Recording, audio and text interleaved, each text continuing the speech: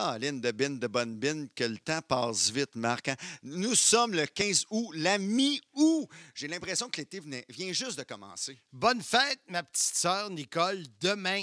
Le 16? Oui. Le lendemain du 15? Oh, yeah! Oui. Puis la veille du 17. Wow! Eh, boy. Comment elle s'appelle, ta sœur? Nicole. Bon, t'as une bonne mémoire, Marc. Eh, boy! Alors, bonne fête, Nicole! Nous sommes à la mi-août. Ça fait longtemps que le podcast existe. Une belle preuve, on est déjà rendu à l'émission 74. On l'a dit la semaine passée, on avait beaucoup de stock sur la carrière de Guy Auré. Écoute, on va continuer aujourd'hui. OK, Pierre, je comprends pas ses signes. OK, il me fait signe qu'il est prêt maintenant pour le thème d'intro.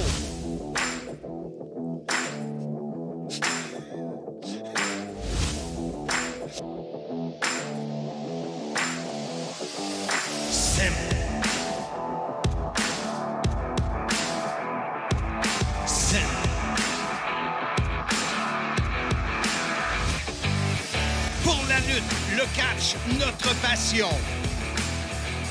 WWF, WCW, TOW, TNA,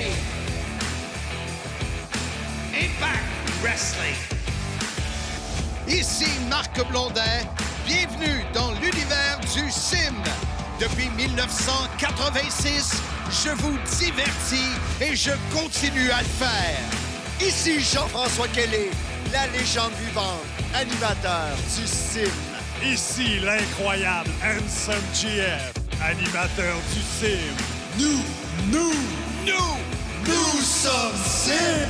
Soyez-y, mesdames, messieurs, le podcast des fans du sport spectacle. Les rassemblements et les parties sont de retour. Le monde de Monsieur Fun est prêt à vous servir pour une 38e année. MonsieurFun.com, le site web 450-979-6386, 1-800-66 le Fun. Le monde de Monsieur Fun, animation, musique, thématique et même le boombox. Le monde de Monsieur Fun. Incroyable. Non, c'est pas Handsome. C'est Jean-François Kelly qui est là. Ou GFK. JFK. Peut-être pas The Original GFK, là, mais The Original Légende Vivante. Oui, oui. En Hey, Marc- passant, le T-shirt toujours disponible sur sim.shop de la légende vivante Oui. Jean-François Kelly. Oui, faites vite, la première batch est en rupture de stock, a été en rupture de stock. Maintenant, on est allé en réimpression. Donc, Oui, vous monsieur. pouvez- Donc, sim.com, c'est ça? Sim.shop. Sim.shop. Alors, procurez-vous toute la marchandise. Moi, j'ai un verre de bière à la maison que j'utilise régulièrement. Ça doit quand être le fun, surtout quand tu prends les bières des autres, comme la semaine passée.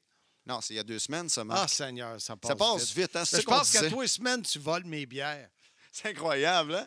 Ouais. Mais, Marc, pour vrai, je suis content, mais vraiment content. On le répète, émission 74 du CIM, partie 2 avec Guy Auré. Nous sommes le 15 août 2022 et aujourd'hui, en premier lieu, nous avons une légende, vraiment. Moi qui a marqué mon enfance, je pense que je vais y dire durant l'entrevue. On va le recevoir au téléphone très, Là, très, très bientôt en studio. Arrange-toi pas que je sois mal à l'aise. Là. Fais pas le têteux. Là. Non, je ferai pas le têteux, là, Marc. Là. Tu me connais. Non, monsieur! Ben, c'est ça qui me fait peur. Ah, OK. Ben écoute, j'ai quelque chose à lui dire. Ça fait longtemps que je veux lui dire. Et du même coup, à toi également. J'espère que je vais avoir l'opportunité de le faire. Parce qu'on parle de Raymond Rougeau. Et pourquoi qu'on a Raymond Rougeau comme invité cette semaine? Parce qu'il est un de ceux qui a travaillé avec Guy, outre moi. Moi, j'ai travaillé avec Guy, je suis parti en 90. Et c'est à peu près au moment où Raymond a pris sa retraite et que Raymond, tranquillement, a mis les pieds dans l'axe de communication de la WWF pour OK. devenir commentateur. Alors, il a travaillé, il a voyagé, il va nous parler de son expérience avec Guy Auré. Donc, ça, on l'a fait la semaine passée, c'était pour souligner le premier anniversaire, un triste anniversaire de son décès. Mais comme on avait Raymond comme invité qui s'est ajouté à David Jouan, on s'est dit on fait un deuxième épisode. Et justement, là, je te le dis, on l'a au bout du fil après la pause. Fais-moi pas honte. Mais juste avant, là, toi, comment tu dis ça, la chair de poule? The chair to pull us! Tu me l'as donné quand tu as dit l'axe des communications des commentateurs de la WWF. Hein, ça, là, tu le vois, là, t'es un grand. Je le sais. Alors, on l'écoute après la pause. Raymond Rougeau à propos de Guy Auré. Sim.shop, c'est la boutique en ligne officielle de votre podcast Soyez-y, mesdames, messieurs. Portez fièrement les vêtements officiels du Sim. Voyez les nouveaux T-shirts de nos deux animateurs, soit l'incroyable Handsome GF et celui de la légende vivante Jean-François Kelly. Verre à bière, à vin, à whisky, verre thermos, lanière, tapis de souris, écusson autocollant et commande ta série de 6 cartes à collectionner sur ma carrière. WWF, WCW, TNA, TOW et la carte de Impact. La série vient avec une enveloppe protectrice et peuvent être évidemment autographiées sur demande. Une gamme de produits pour t'afficher comme fan du podcast Soyez-y, mesdames, messieurs, au sim.shop.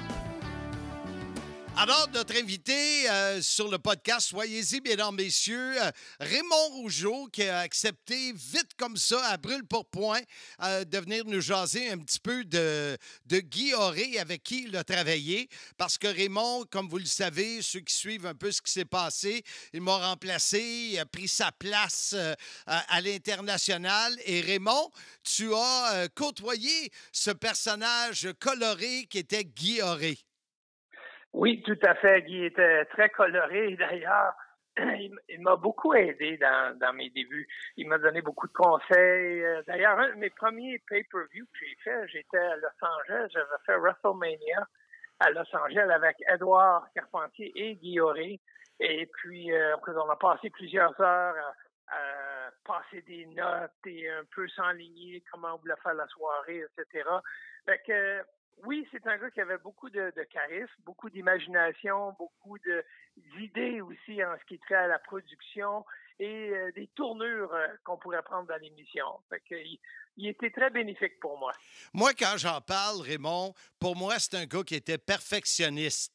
Il mettait le paquet, puis j'ai parlé avec un autre qu'on va avoir en entrevue qui travaille avec nous, un Français, puis qui dit qu'à un moment donné, avant 91, Guy était assez straight, puis qu'à un moment donné, il est devenu plus heel, plus pimenté dans ses commentaires. Puis je pense que c'est à peu près dans le temps où toi, tu as commencé. Ça se peut-tu?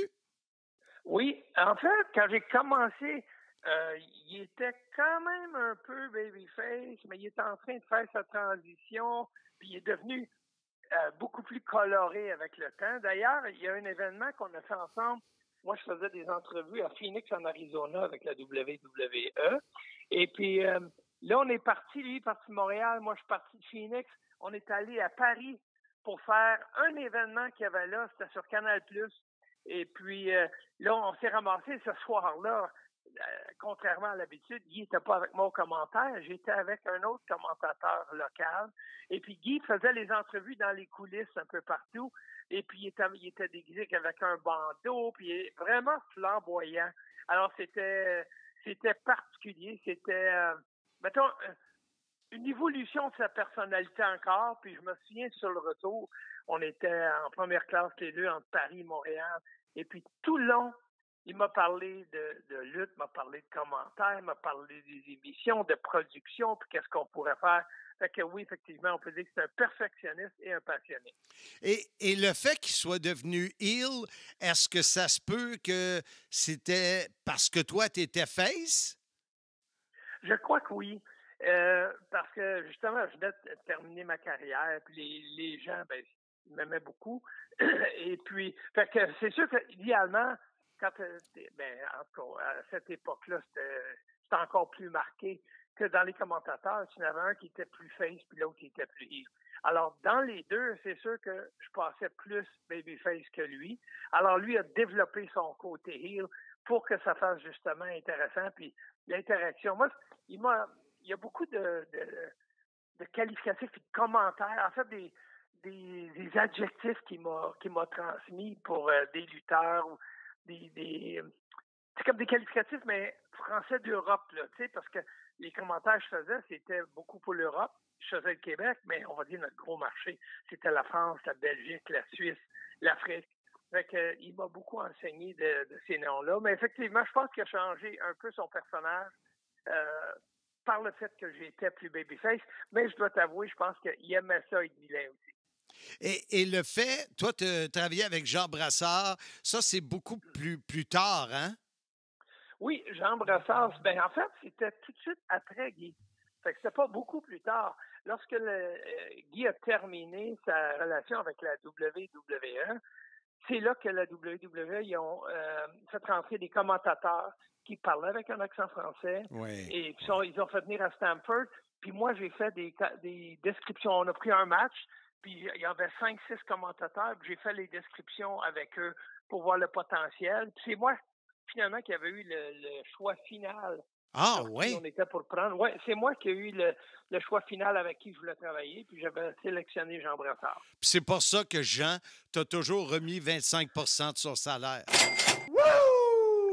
Ben, écoute, c'est normal. Il aurait dû donner 50 en tant que ça. Puis tu as travaillé combien de temps avec Guy Horé? C'est 91 à 94, quelque chose du genre? Quelque chose, 3-4 ans, je te dirais. Oui? Oui, 3-4 ans. Et comme je t'ai dit, j'ai beaucoup appris.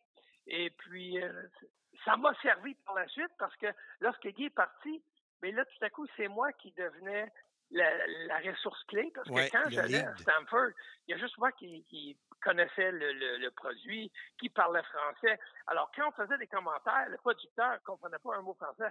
Et lorsqu'on avait terminé, c'est lui qui me demandait, « Raymond, est-ce que tout est correct? Tout est beau? Oui, vous pouvez envoyer ça en France. » C'est moi qui faisais le contrôle de qualité, le contrôle de l'émission, puis qui dirigeait pas mal tout, là.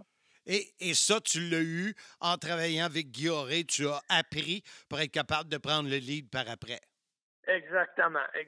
Ça a été... lui m'a donné la base, et puis après ça, moi, j'ai continué à élaborer, puis on va dire à développer ce que j'avais appris avec lui. Parce que, on va se le dire, la lutte a constamment changé aussi. Alors, moi, à mesure que la lutte changeait, je me suis adapté aux changements qui s'en venaient aussi. Mais comme je dis, la base que j'ai eue, c'est Guy qui me l'a donné. Puis après ça, moi, j'ai développé, on va dire, mon propre personnage. Puis j'ai apporté ma touche personnelle, puis j'ai continué de là. Raymond, moi, c'est Jean-François Kelly. Juste apporter un commentaire. C'est un privilège pour moi d'écouter Raymond Rougeau live dans cette entrevue parce que avec Marc Blondin, vous faites partie de mes commentateurs francophones préférés. J'ai toujours adoré t'écouter, Raymond. Je voulais apporter ceci en commentaire parce que vraiment, tu as marqué mon enfance. Ah, ben écoute, Jean-François, ça me fait tellement plaisir d'entendre ça, puis je sais que tu fais un excellent travail aussi, puis c'est le fun, c'est la relève, c'est la continuité, mais de savoir que, mettons, je t'ai peut-être apporté quelques moments de plaisir ou quelques sourires, bien, ça me touche, ça me fait chaud au cœur. Beaucoup de moments de plaisir, d'ailleurs. Ah, c'est gentil. Écoute, Raymond, on sait que tu as pris quelques minutes comme ça. On l'apprécie énormément. Ça va être la touche qui manquait sur notre épisode pour souligner un triste anniversaire, celui du décès de Guy Horé il y a 1 an.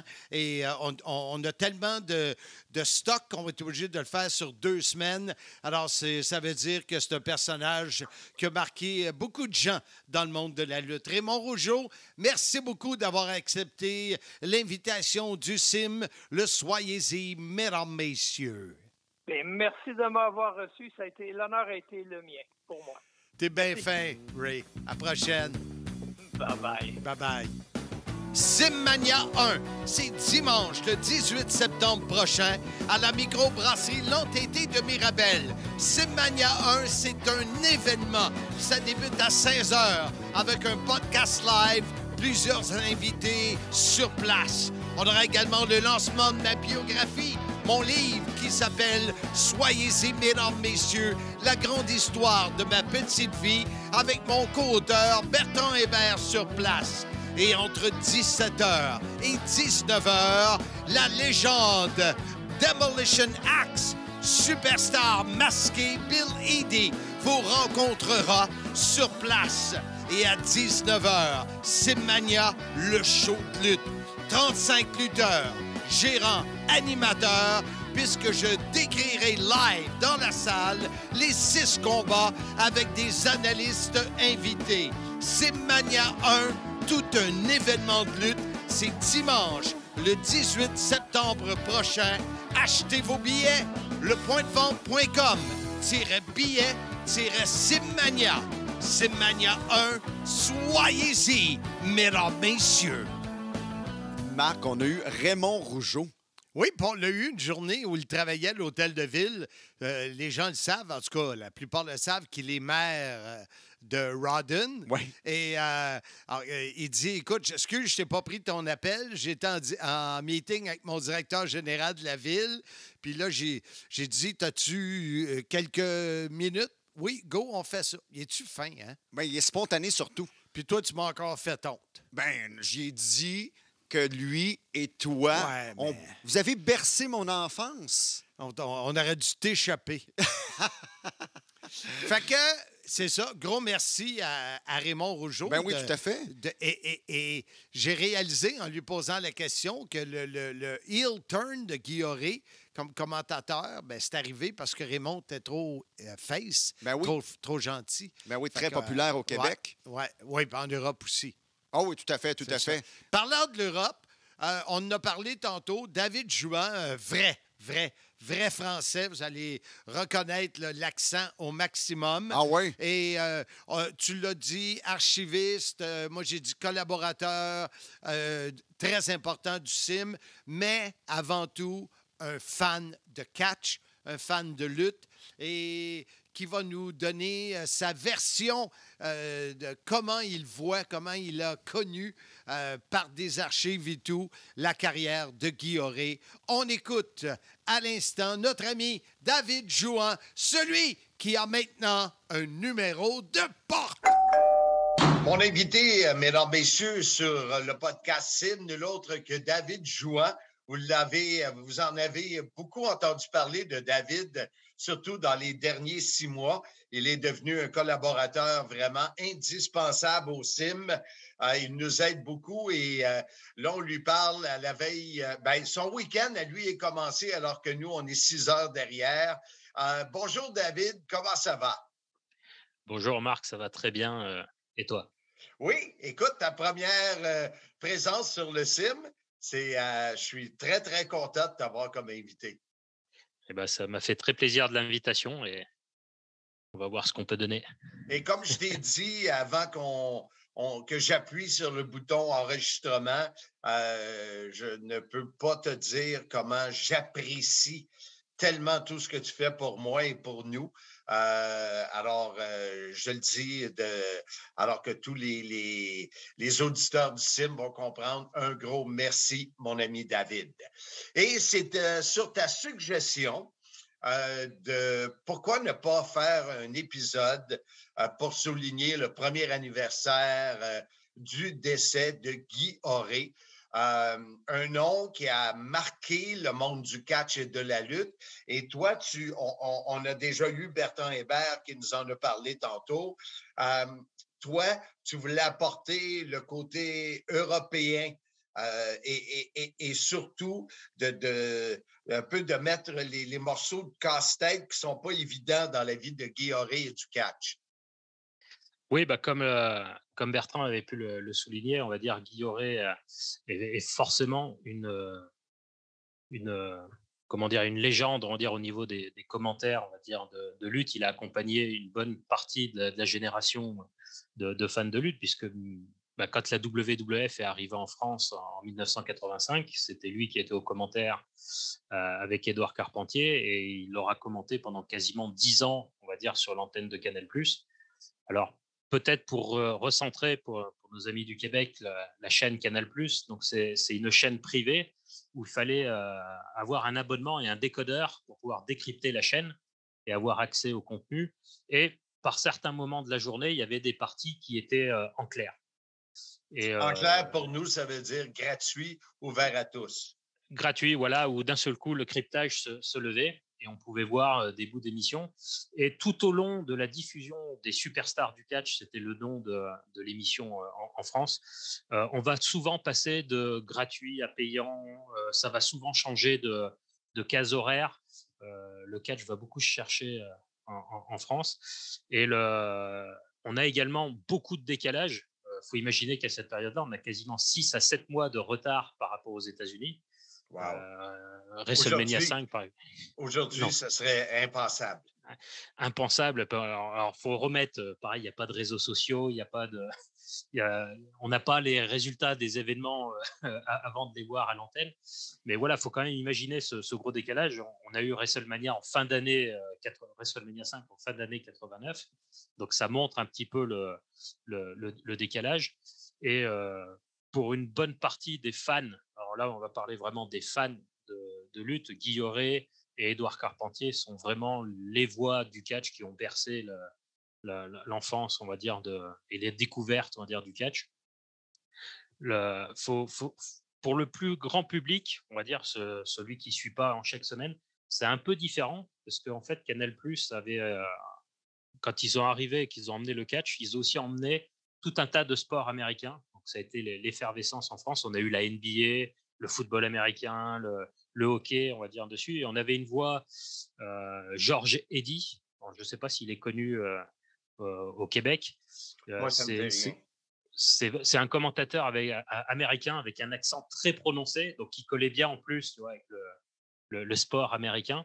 Et c'est lui, entre autres, qui a commenté les 3 premiers Bercy qui avaient été diffusés sur Canal+, le 87, 88 et 89. Et pour le 93, c'est lui qui était sur le ring et qui présentait les lutteurs, un peu comme tu as fait en 87 à Bercy. Et bizarrement, dans la tête du grand public, c'est lui qui commentait le catch, mais parce qu'à cette époque-là, il commentait tous les sports américains quasiment. Donc, il a été un peu associé à ça. Et le côté accent américain, ou en tout cas étranger, est resté dans l'esprit des gens. Et comme en 93, on a Raymond Rougeau qui est arrivé aussi aux commentaires, enfin plutôt en 92, septembre-octobre 92, avec un accent aussi un peu plus prononcé. Donc dans la tête des personnes, on a vraiment le côté accent des commentaires, on va dire, qui reste, qui persiste dans l'idée des gens, alors que Guy Yoret et Édouard Carpentier n'avaient pas du tout cet accent et parlaient un français impeccable, on va dire. Ben, pour nous, c'est sûr que d'avoir Carpentier et Yoret chez nous, au début, ça devait faire bizarre parce que c'est exactement la même chose que vous autres d'avoir Blondin et Le Tourneur. Tu sais, c'est un accent étranger, mais je pense qu'ils ont vraiment fait leur place ici et possiblement chez vous aussi.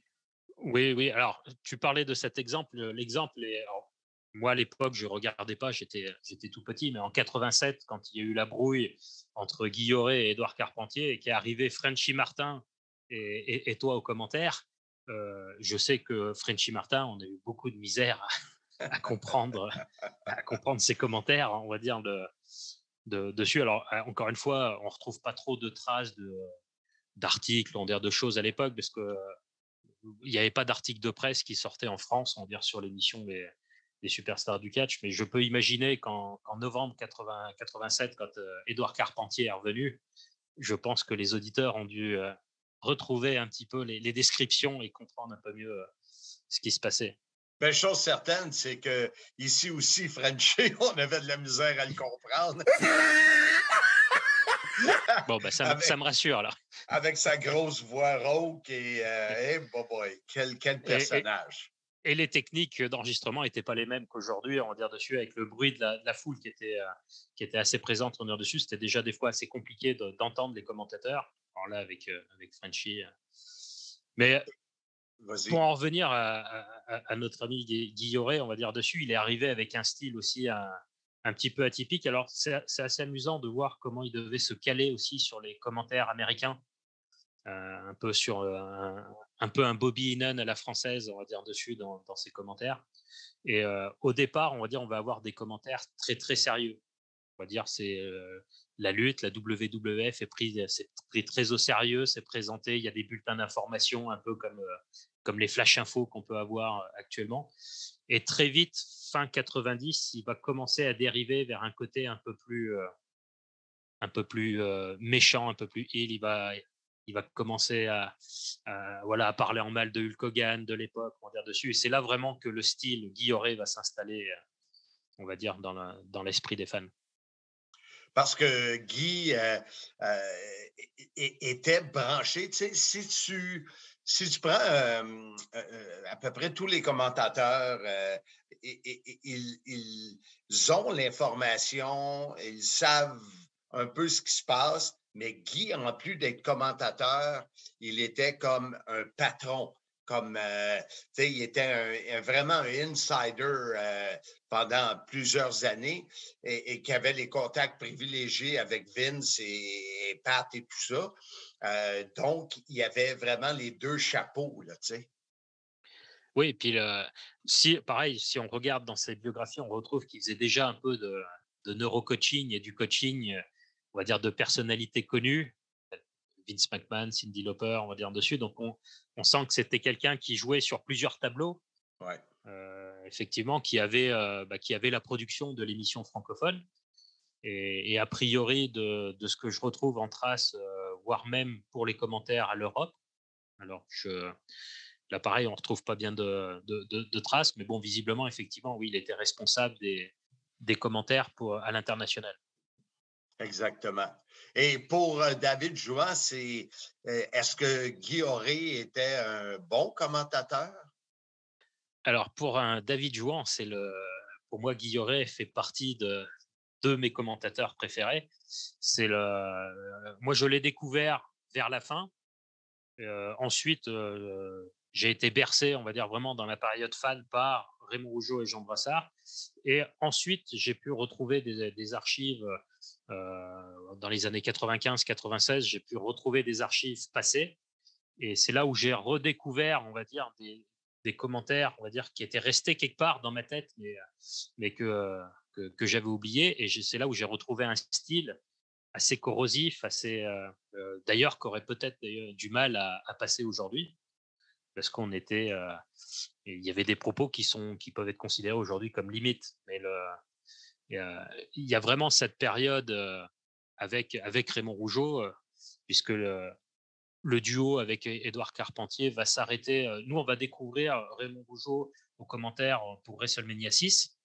Il va venir en complément déjà du duo existant.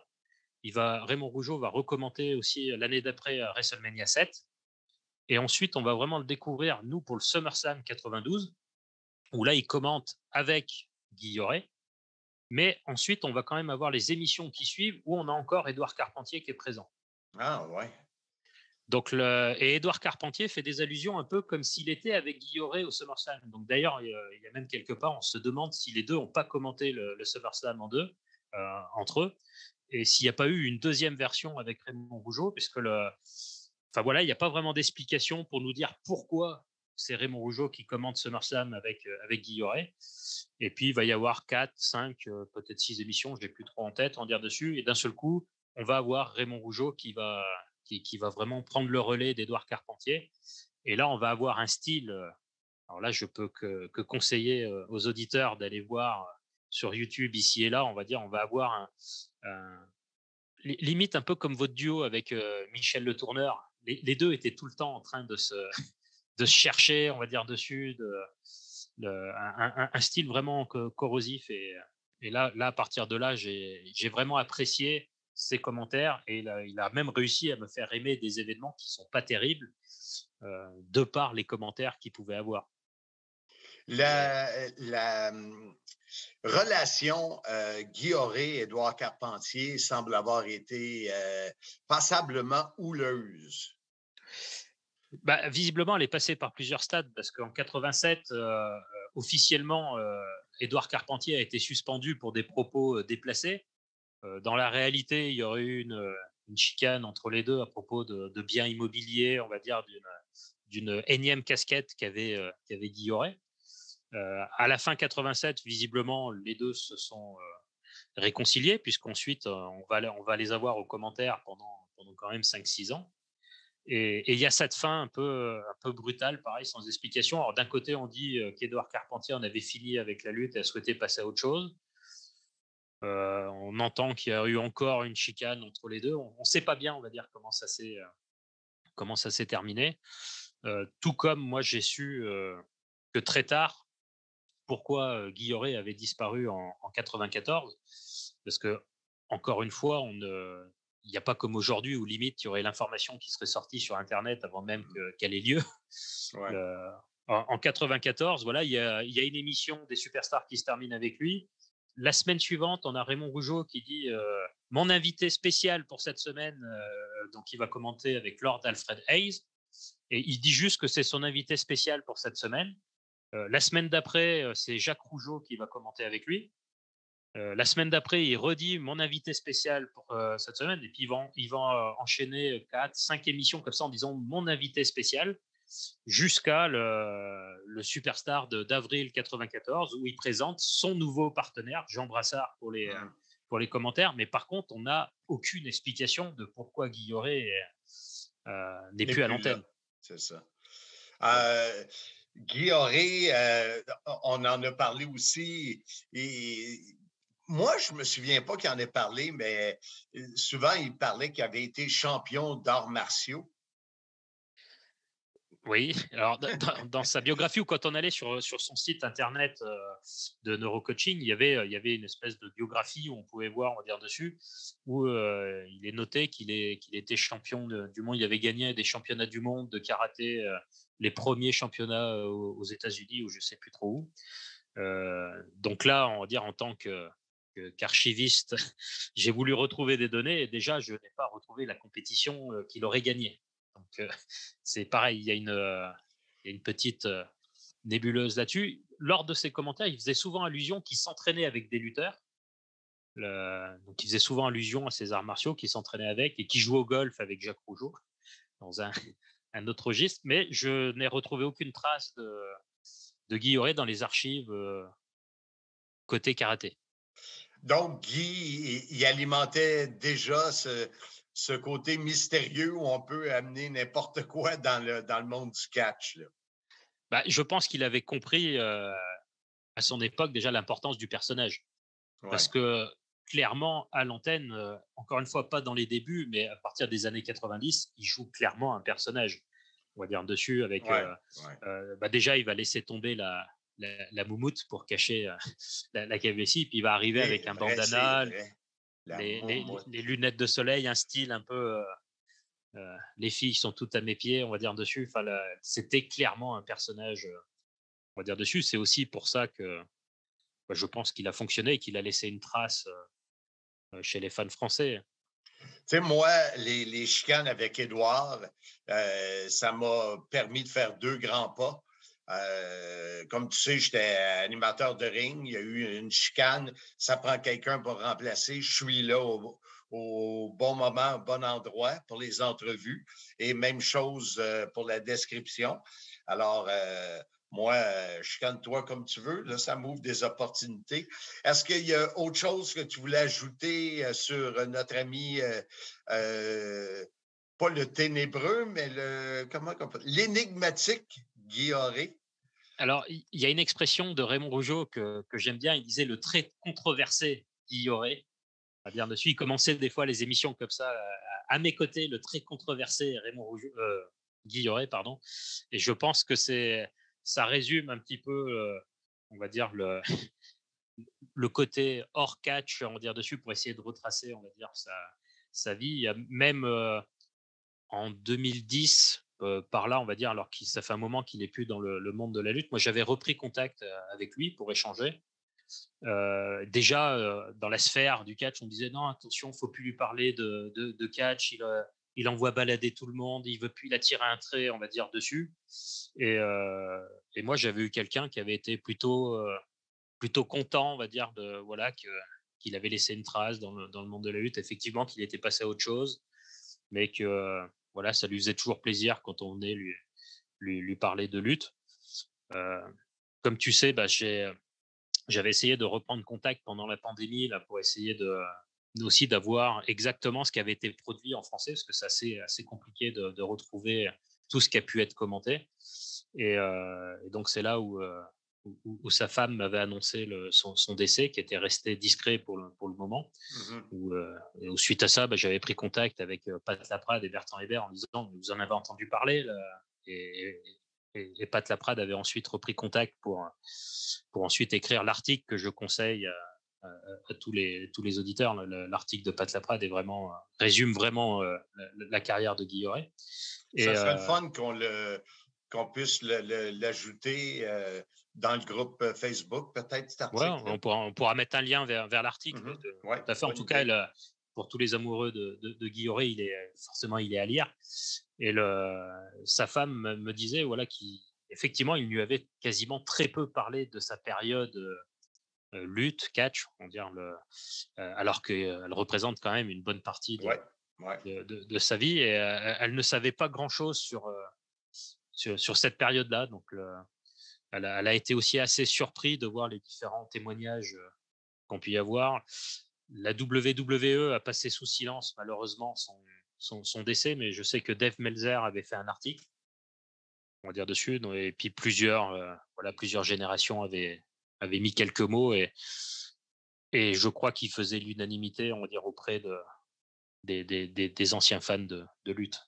En tout cas, chose certaine, il était spécial, puis c'est une bonne idée. Je te remercie de la suggestion pour la thématique Guy Yoret. Moi, je lui dois beaucoup, comme j'en ai parlé tantôt. Quelqu'un qui te donne ta première chance, c'est quelque chose que tu n'oublies pas. Et de l'autre côté, tu as passé le test, David. C'est certain que tu vas être obligé de revenir à titre d'invité sur le podcast. Toujours très intéressant, et je sais que tu fais toujours des recherches pour trouver des cassettes, des vidéos, des ci et des ça qui te manquent. Tu es un vrai de vrai. Et puis, on apprécie beaucoup que tu fasses partie de la petite équipe du Soyez-y, mesdames, messieurs. Merci, David. Et on est aussi très heureux que tu aies maintenant un numéro de porte. Salutations. Bonne journée à tous. La microbrasserie Noire et Blanche est heureuse de t'offrir une deuxième cuvée de la Bière Messieurs, ma bière surette aux cerises. Pour cette deuxième saison, nous offrons cette bière estivale dans une série de 12 étiquettes différentes, idéale pour les collectionneurs et amateurs de bière. André le Géant, Ted DiBiase, Bam Bam Bigelow, Jake the Snake Roberts, Ric Flair, Hacksaw Jim Duggan, King Kong Bundy, le Barbier Brutus Beefcake, Roddy Piper, Ultimate Warrior, Macho Man et le Hulkster. Pour commander vos Mesdames, Messieurs, surveillez le groupe Facebook Soyez-y, Mesdames, Messieurs, ou contactez la microbrasserie Noire et Blanche, NEB, pour Noire et Blanche, micro@commercial-gmail.com. Cheers! Cheers! Oui, cheers! Je suis content que David m'ait suggéré de placer un épisode sur Guy Yoret. Finalement, ça aurait été 2. Ouais. Mais je l'avais dans ma liste. Je le remettais. Et là, tu vois, ça a déclenché avec Bertrand, Raymond et nos discussions. Alors, vraiment intéressant. Fait que je suis content. Oui, mais vraiment, on a eu l'aspect Québec, l'aspect Europe, l'aspect plus personnel que tu as vécu avec Guy Yoret. Qu'est-ce qu'il a apporté au point de vue business à la WWF. Non, c'était vraiment 2 épisodes très intéressants. D'ailleurs, beaucoup d'émissions du CIB sont intéressantes. What the fuck? Aïe, aïe! Tu me fais mal! Ben, elles sont toutes intéressantes. Arrête, t'es insultant. Tu vas me dire, ceux que je suis pas là sont moins bonnes? Non, mais techniquement, beaucoup. Ah, c'est bon. Non, vraiment, c'est un podcast très intéressant. Pierre est super OK, bon. commence pas à faire le têteux, là. Marc, tu l'as toi, fait t'es un avec être Raymond exceptionnel. Rougeau. Oui. Hey, OK.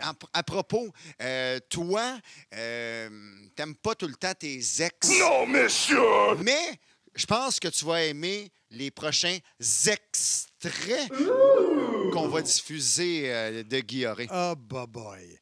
OK. C'est bien placé. M'a dit, il est fier de lui. Vous devriez y voir les mains aller puis la face. Donc, on va faire une pause. Et après la pause, notre ami David Juan nous a sorti des extraits de Guy Auré. On va terminer là-dessus. Mais la semaine prochaine, épisode 75, on sera le 22 août. Ben oui. Et ce sera sur les luchadors.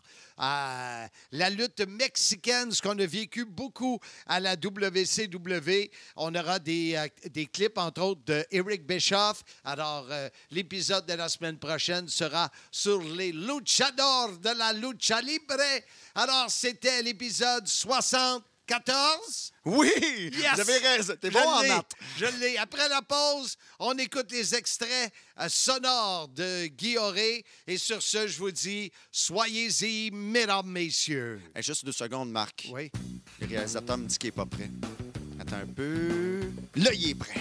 C'est officiel. Le livre Soyez-y, mesdames, messieurs, la grande histoire de ma petite vie sera disponible à l'automne. Ici Marc Blondin. Avec l'aide de mon co-auteur Bertrand Hébert, je me livre à vous avec l'histoire captivante de ma vie. Ma famille, ma jeunesse, mes années à Valleyfield, ma carrière en communication, entre autres à C'est quoi FM, et évidemment des détails sur ma carrière dans le monde fascinant de la lutte professionnelle.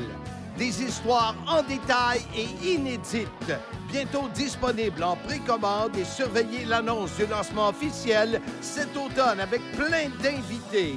Soyez-y, mesdames, messieurs, la grande histoire de ma petite vie. Ici Raymond Rougeau, en compagnie du controversé Guy Auré, directement du Palais Omnisport de Richfield, Ohio. Nous vous souhaitons la bienvenue à Survivor Series. C'est tout à fini, là. Tu peux pas dire que c'est le plus grand événement de l'automne. T'es content, là, c'est tes copains qui arrivent, là. Eh oui, Coco High Energy. Beware, Owen Hart, le Rocket, High Energy. Et alors, qu'est-ce que t'as à dire sur eux, High Energy? Acrobatique. Ah oui, ça, y a pas de doute à ça. Très coloré, très coloré. Ouais, un peu comme toi, là.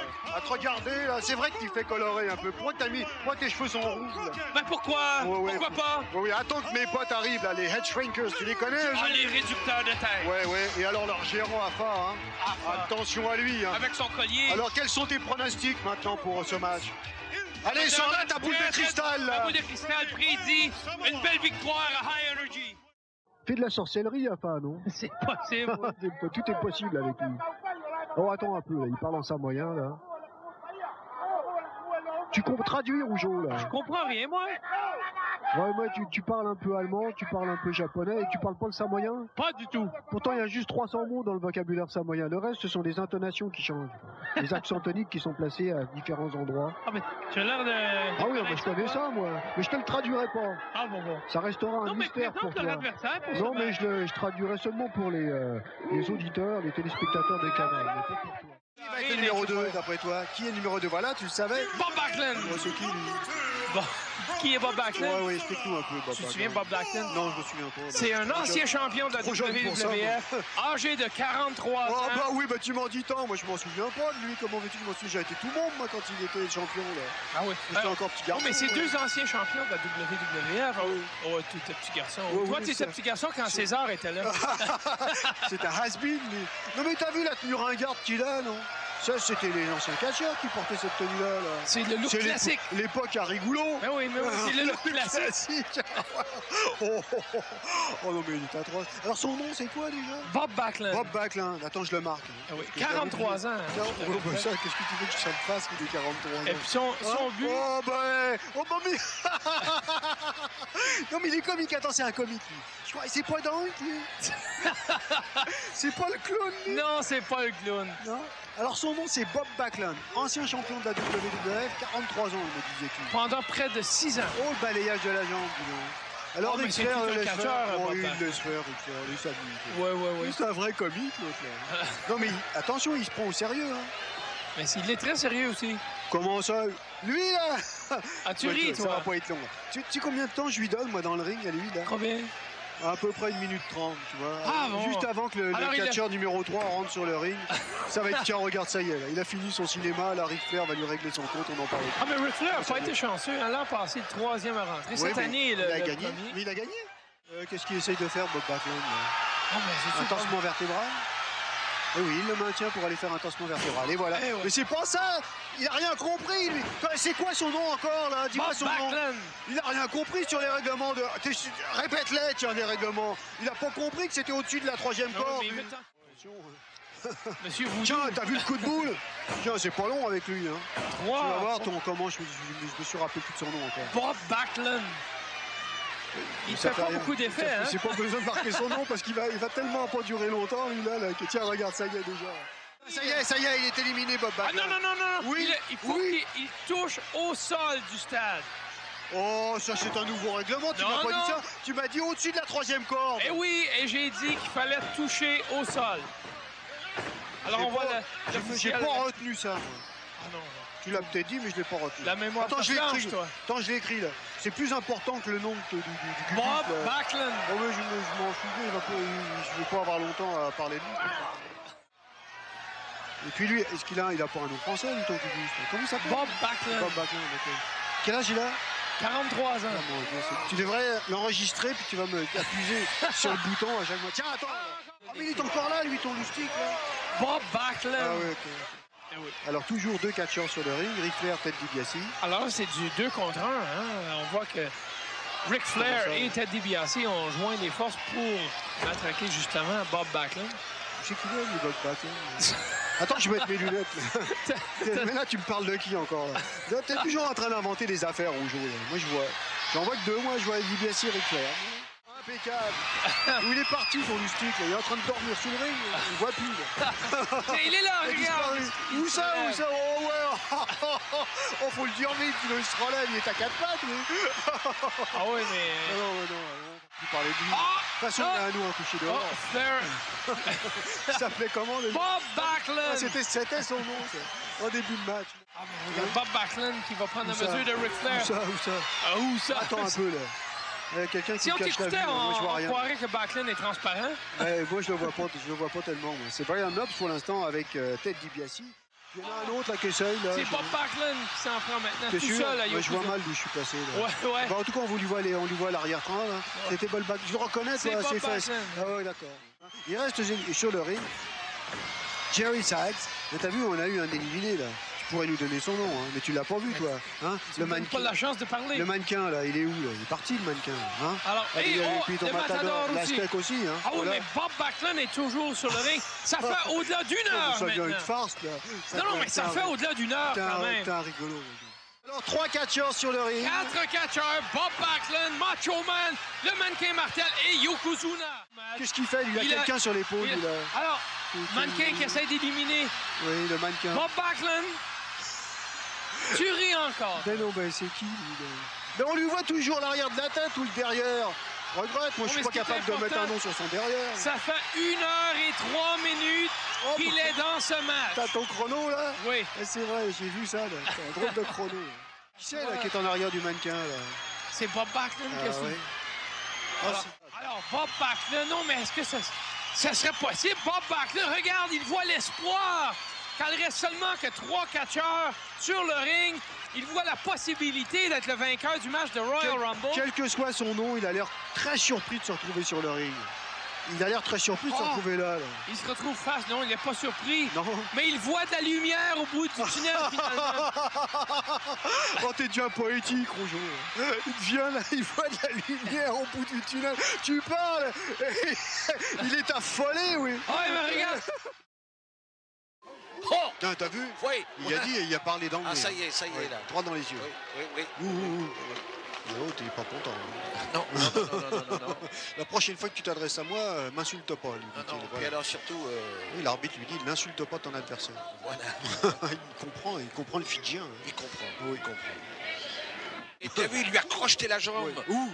Et Il a parlé à bousculé. l'arbitre aussi, t'as vu? Oui, Il a mais- dit sorte de suivant que le ou et ou, ça a une signification différente. Ouais, ça a une signification. Il n'y a que lui qui comprend. Oui, oui. Et son adversaire aussi. Mais son adversaire, c'est avec les yeux. Je vais aller faire un stage aux îles Fidji pour essayer de comprendre, décrypter leur langage, de façon à ce que notre prochain match, on puisse vous décrire ça d'une façon, Alors façon là, plus précise. regarde la promenade de snooker qui s'adresse au public. Oui. On se demande pourquoi, du Ah reste. ben, il va leur faire une coupe de houhou. Ouais. Oui. Il prend bien son temps. Houhou. Ainsi Mais moi, quand que- j'étais môme, quand je jouais à cache-cache, je faisais houhou. C'est ça, Oui. moi aussi. Je savais pas que je parlais fidjien à ce moment-là. Tu vois, on a des fois des talents, puis Oui. on les ignore. Alors, lui, c'est les intonations. Ah oui, des intonations. Voilà. Ah oui, C'est pour ça qu'il est difficile à comprendre.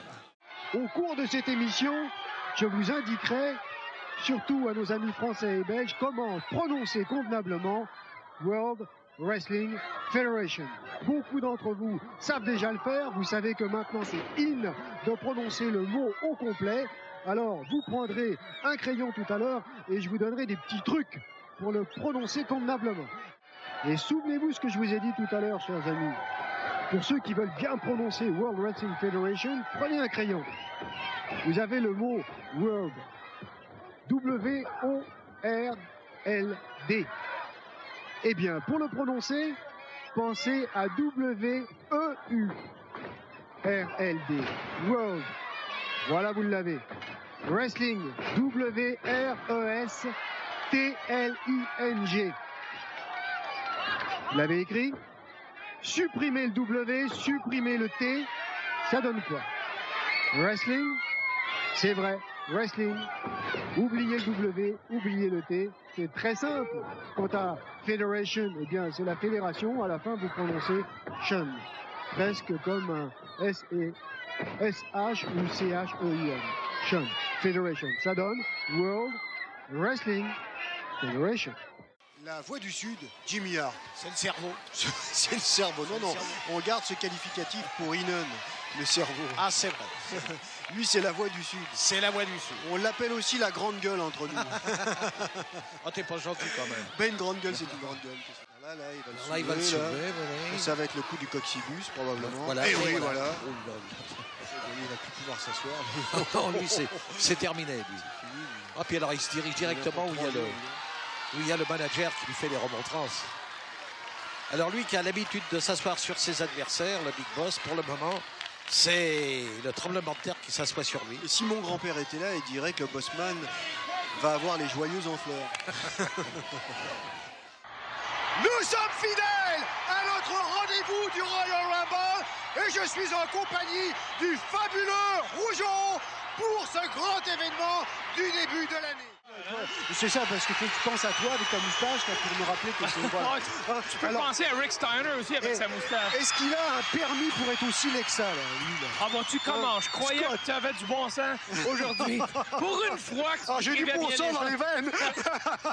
Oui, c'est entre les deux oreilles que tu ne l'as pas. So Rougeau, take your camera crew. Rougeau, prends ton équipe de tournage avec toi et tire-toi. Get some sleep, Chico. Hey, Hitman, dors un peu, je te verrai demain. Now beat it, Rougeau. Tire-toi, Rougeau. Oh, dis donc, j'ai bien aimé, dis donc, ton entrevue d'hier soir. C'était superbe. Non, mais Non, mais sais-tu franchement, t'as quand même toute une présence à la télévision. Hein. Non, mais sais-tu, moi, ce que je voulais savoir, c'est qu'est-ce qu'il faisait à une game de basket le soir avant son match de Il championnat. va falloir face à que je Bret Hart. traduise ce que tu dis. Là. Non seulement je suis obligé de traduire Razor Ramon parce que t'es pas Alors, capable de l'interviewer en français. Alors, hein, traduis. c'est une émission française. En plus, tu nous parles de game. Qu'est-ce que c'est que cette histoire de game là? Ah, hein, une partie, tu veux dire là. Tu vois, on me laisse même pas le temps de finir les traductions. Hein. Non, mais c'est pas Non, t'arrêtes mais jamais de parler. Bah non, mais Gina Carland, là, il parle trop vite pour moi, lui. Hein, il pourrait parler français, il pourrait faire comme toi un peu de temps en temps. Au moins, Non, tu mais- fais un petit effort, toi. Tu sais qu'il est... On arrive à te comprendre par moment, c'est drôle. C'est bien.